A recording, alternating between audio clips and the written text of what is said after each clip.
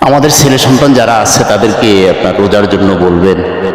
হাদিসের মধ্যে আসছে, আল্লাহ রাসূল সাল্লাল্লাহু আলাইহি সাল্লাম বলছেন, যদি কেউ বিনা ওজরে কারণ ছাড়া যদি একটা রোজা ভাঙে, সারা জীবনও যদি সে রোজা রাখে, তারপর রোজা এই ভাঙ্গার যে ক্ষতি সেটা কোনোদিন পূরণ হবে না। কত বড় কথা চিন্তা করছেন। জন্য আমাদের ছেলে মেয়েরা যারা বালেগ আছে, রোজার ব্যাপারে কাউকে ছাড় দিবেন না। নামাজের ব্যাপারে 7 বছরের বয়সের কথা বলছে, রোজার ব্যাপারেও ছোট্ট থেকে তাদেরকে উদ্বুদ্ধ করবেন যেন রোজা না ভাঙে, এটা খেয়াল রাখবেন। এবং বালেগ হলে তো কোনো কথাই নেই, আমরা অনেক সময় শরীর কমে যাবে বা এটা হবে ওইটা হবে, এগুলোর দিকে খেয়াল করবেন না। কারণ আল্লাহর বিধান রোজা হলো মহা ঔষধ হিসেবে দিয়েছেন, এটা বিজ্ঞান স্বীকৃতি দিচ্ছে। আপনি দেখিয়েন, যদি একটা মোটর যদি একাধারে আপনার ঘন্টার পর ঘন্টা চালাতে থাকেন, এটাকে যদি রেস্ট না দেন, তাহলে এটা যে কোনো সময় বাস্ট হয়ে যাবে।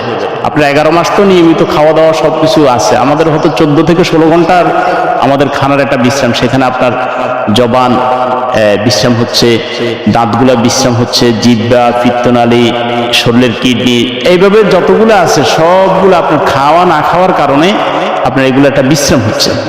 আল্লাহ রাব্বুল আলামিন উনি আহকামুল হাকিমিন, বান্দার কোনটা ভালো হবে কোনটা খারাপ হবে তিনি খুব ভালো করেই জানেন, এই জন্য এই বিধান দিয়েছেন।